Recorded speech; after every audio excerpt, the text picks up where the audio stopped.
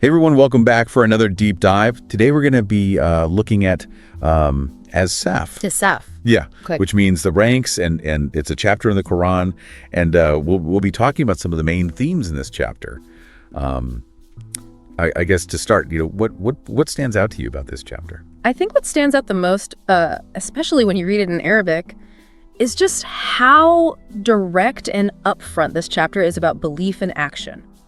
Like right from the beginning, it really just dives headfirst into this idea that, it's not enough to just talk the talk, you have to walk the walk. Right, and it kind of kicks it off with this question, right, like in verse 2. Yeah, it's really interesting how it starts off with a question. Yeah. Oh, you who believe, why do you say what you do not do? Yeah, why do you say what you don't do? Like it's almost like a wake-up call. Yeah. It's a challenge, and to me it just kind of emphasizes how important sincerity and authenticity is in Islam. Right.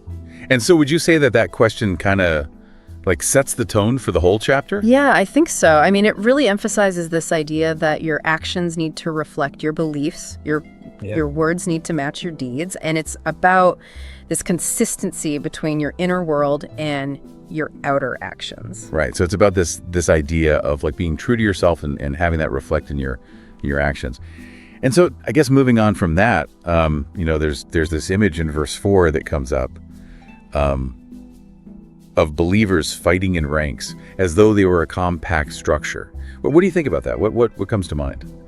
I mean, this is one of those verses where there are, different layers of interpretation, starting with like the literal understanding of it, Right. Fighting in the way of God.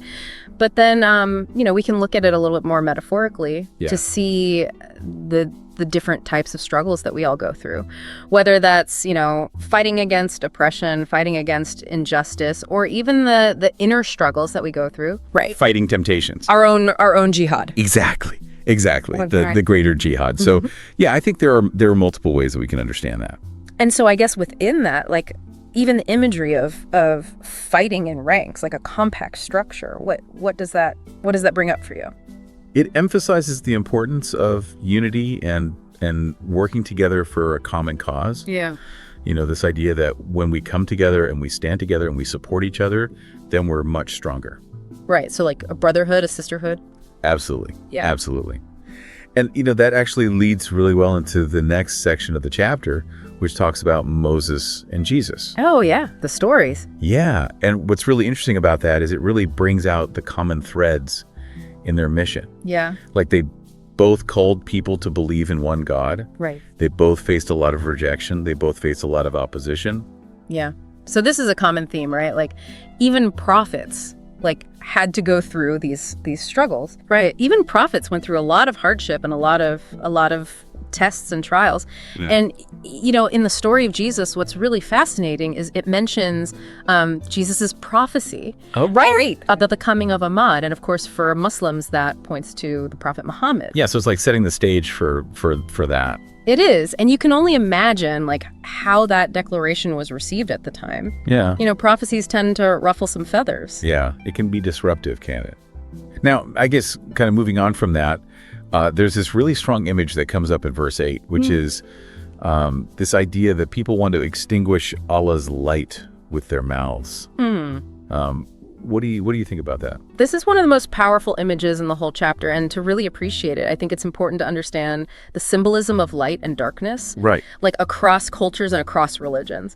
Yeah. Light is almost always associated with truth and knowledge and guidance, No. right? It's that which illuminates the path. And darkness is associated with, ignorance and falsehood and getting lost. Right. It's what makes us stray. Exactly. And so when it says they want to extinguish Allah's light, you can think of it as, people trying to suppress truth, Right. trying to spread misinformation. Right. But at the end of the day, the verse reassures us that Allah's light will always prevail. It can never be truly extinguished. Right. And I think that's very comforting to know, especially in this day and age. Absolutely. Where it seems like there's so much misinformation and noise.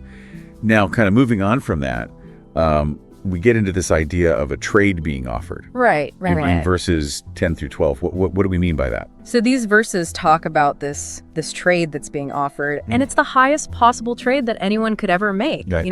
It's about gaining salvation. Right. And the price for that is belief in God. Right. And his messenger. Yeah. And striving in his cause. And the striving, it's about actively investing your time, your energy, your resources in aligning your life with God's message. Right. And it's not just about what you do, it's also about, purifying your heart, purifying your intentions. Right. So it's like a full effort.